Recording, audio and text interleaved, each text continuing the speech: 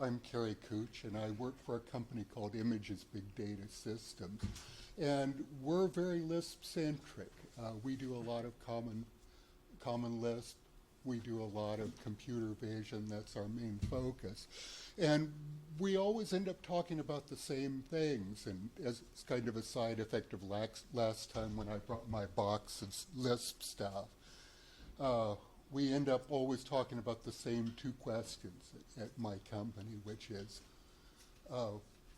what's the next phase for Lisp? What's the next phase for Common Lisp? Where is it going? What are the applications? And as kind of a side question of that is, where did it go wrong? I mean, why do we not have connection machine laptops instead of what we have?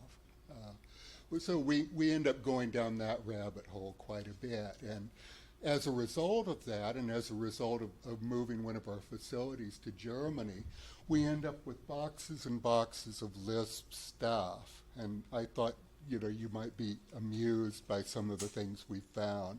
And it's Lisp archaeology. And it goes back to essentially the end of the 70s. I found this the other day, for example.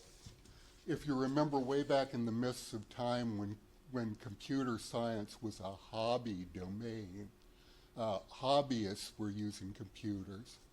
Well, the first one was Altair.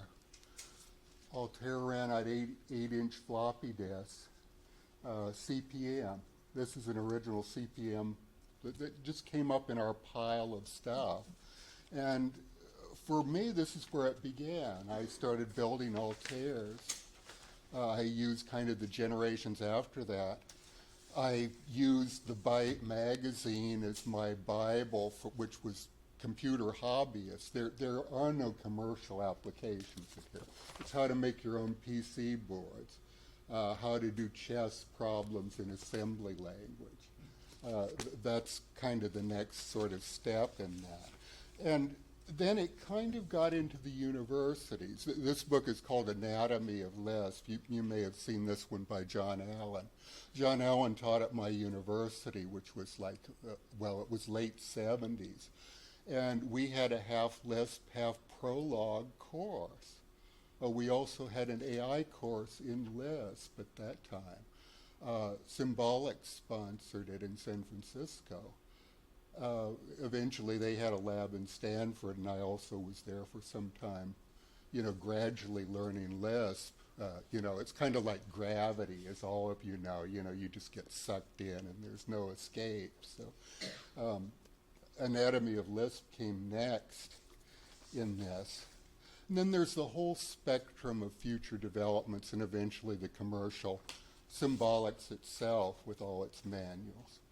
And then kind of a plethora of these Lisp books that you'll recognize. Here's one, Hillis's Connection Machine book for one. Guy Steele's Common Lisp is another. Later on, as things got standardized, you've got ANSI Common Lisp. And eventually, you've got things like this Practical Common Lisp, which is kind of the end result of all of these. This one's relatively recent, in fact. Certainly 21st century, 2005. And, some of the other developments which we thought were fun that we found, Kyoto Common Lisp Manual.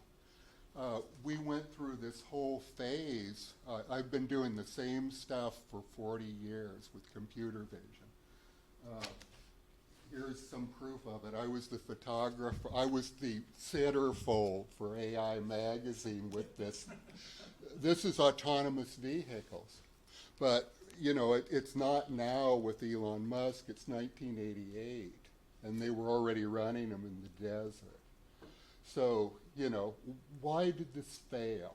We go through this over and over in my team, and we're all diehard Lisp people, mostly. Where did it go wrong? We contemplate that all the time. We never did get an answer particularly, but we do discuss it. we discuss object orientation quite a bit. We've got a lot of these books, like Putting Meta Classes to Work, some of these other ones. Art of the Meta Object Protocol, you've probably all seen that one. This one I really love. It's close to my heart, a book of object-oriented knowledge. And you may or may not have seen this one. But it's essentially 1 million PowerPoint slides distilled down into one little paperback. And all about object orientation in the class mode. Essentially, a lot of it is Lisp-centric and, of a Lisp philosophy. We talk a lot about Lisp persistence where we are, because we've got all kinds of intermediate stuff with computer vision that we need to, kind of keep around temporarily in short-term memory. So we found these: object-oriented database, story of '02, if you remember this one, object-oriented database system. We're finding boxes of this stuff, so, we love it. I mean, everybody's taking it home and hiding it in their garage and stuff. But, these are kind of some of the things we found that were interesting. If you remember, I can never say his name, Michalski's machine learning series, there's like about 5 or 6 of these, that are just surveys. One that I always liked very much was this one, Lisp Style and Design. And in this one, it's very interesting because they discuss a whole persistence system for writing out human-readable Lisp to files, which I always found very useful for debugging purposes and so forth. So, a lot of this is big nostalgia for me. This is kind of like a 4-decade collection that we've accumulated. Some of the latest ones, we look at genetic algorithms a lot, so we've got a lot of these old texts, educating ourselves on those.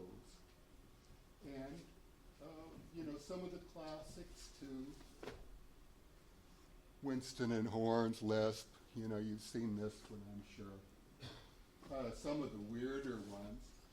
This one's called Unified Object-Oriented Programming Unified Foundation. And we don't even know where this one came from or who bought it, but it just turned up one day. And has a lot of the Lisp-centric perspective and object orientation of different types here. And Kerry, we've gone past the 5 minutes. Okay. I'm actually completely done. I just thought it might be fun to just go through the 4 decades with you and show you some of the stuff. And that's it for me. It's beautiful. Thanks.